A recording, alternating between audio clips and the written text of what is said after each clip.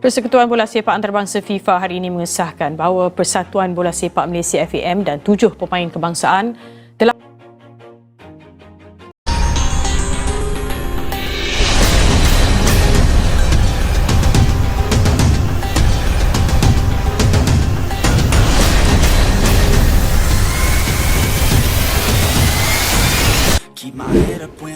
Skandal usai, masalah dimulai. Timnas Malaysia dan bab baru yang lebih menakutkan. Saat semua mengira ini sudah selesai, berita itu terdengar seperti akhir yang bahagia. Timnas Malaysia dibebaskan dari sanksi.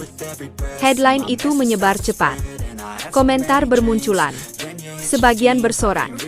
Sebagian menghela napas lega. Seolah-olah badai sudah berlalu. Namun justru di titik inilah, dalam dunia sepak bola modern, masalah yang sesungguhnya dimulai.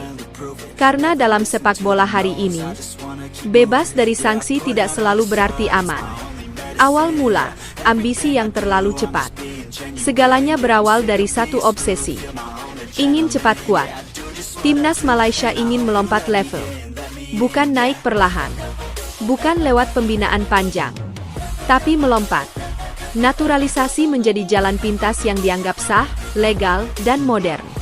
Banyak negara melakukannya. Tidak ada yang salah di atas kertas. Masalahnya bukan pada ide. Masalahnya pada kecepatan yang mengalahkan kehati-hatian. Saat administrasi tertinggal jauh di belakang lapangan. Di lapangan, Harimau Malaya terlihat berbeda. Lebih cepat, lebih kuat, lebih percaya diri. Namun di balik layar, muncul satu pertanyaan berbahaya. Apakah semua ini sudah benar secara administratif? Sepak bola internasional tidak hanya menilai skill. Ia menilai asal-usul, dokumen, kronologi, konsistensi data. Dan disinilah celah mulai terbuka. Ketika nama pemain mulai disorot.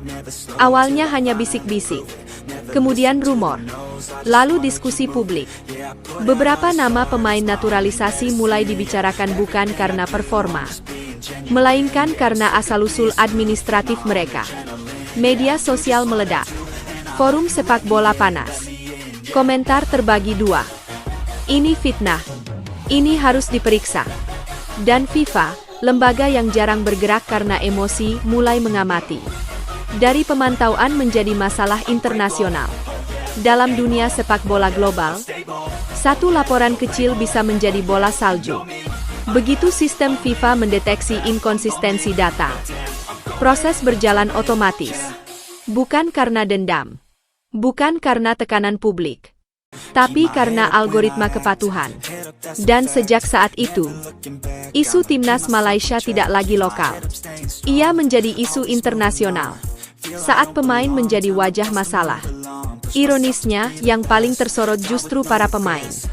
Padahal mereka hanya bermain, hanya menerima panggilan, hanya mengikuti proses yang disediakan. Namun publik tidak melihat sistem. Publik melihat wajah. Dan wajah itu adalah pemain di lapangan. Tekanan memuncak, keheningan memekat. Saat rumor sanksi mulai muncul, tidak ada kejelasan. Tidak ada bantahan keras. Tidak ada klarifikasi detail. Hanya keheningan. Dan dalam sepak bola modern, diam adalah bensin bagi spekulasi. Saat FIFA turun tangan. Ketika FIFA akhirnya masuk, narasi berubah drastis. Ini bukan lagi soal Asia Tenggara. Ini bukan lagi soal rivalitas. Ini soal kepatuhan global. Dokumen dibuka. Data dibandingkan. Kronologi diperiksa. Dan semua pihak menahan napas. Putusan, tapi bukan akhir. Dalam skenario ini, putusan tidak sekeras yang ditakuti. Tidak ada larangan total. Tidak ada pengusiran permanen. Namun ada satu kata yang lebih menakutkan. Pengawasan. Karena pengawasan berarti setiap langkah diperhatikan. Setiap kesalahan dicatat. Toleransi hampir nol. TMJ masuk, api atau air? Di tengah ketegangan, TMJ masuk ke panggung utama. Bagi sebagian orang, ini penyelamat. Bagi yang lain, ini hanya penunda krisis. TMJ tidak datang membawa teriakan. Ia datang membawa negosiasi.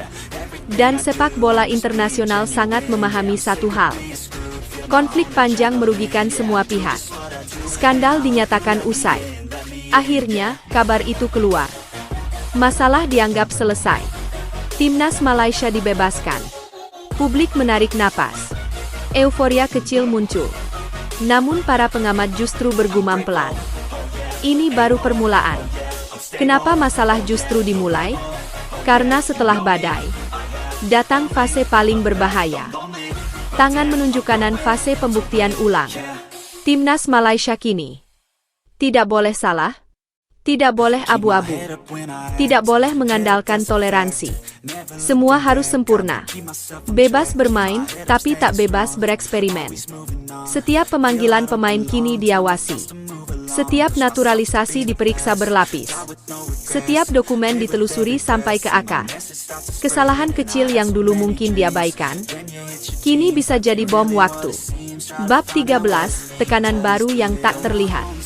Tekanan bukan lagi dari lawan, bukan dari supporter, tapi dari email resmi, laporan berkala, audit diam-diam, tekanan yang tidak terdengar, tapi menghantui setiap keputusan.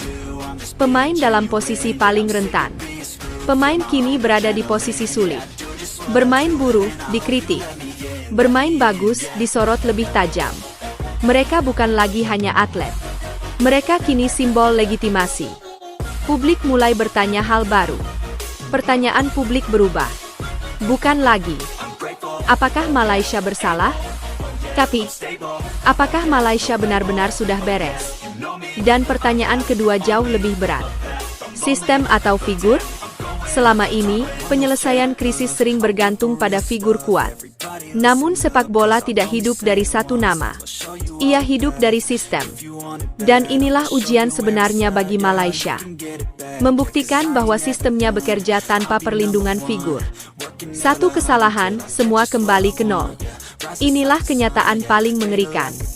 Setelah dibebaskan, kesalahan berikutnya tidak akan ditoleransi. Tidak ada peringatan panjang. Tidak ada ruang klarifikasi. Hanya tindakan. Bab 18, skandal sudah usai, tapi beban lebih berat. Dulu, Malaysia bermain dengan ambisi. Sekarang, mereka bermain dengan beban sejarah. Dan beban adalah musuh terbesar atlet. Ini bukan akhir cerita. Skandal memang dinyatakan usai. Headline sudah berganti. Media mulai mencari isu baru. Namun bagi timnas Malaysia, inilah awal fase paling sunyi dan paling berbahaya. Karena sekarang, tidak ada alasan. Tidak ada ruang salah. Tidak ada tempat bersembunyi. Dan disinilah kalimat itu menjadi nyata. Skandal usai. Masalah dimulai.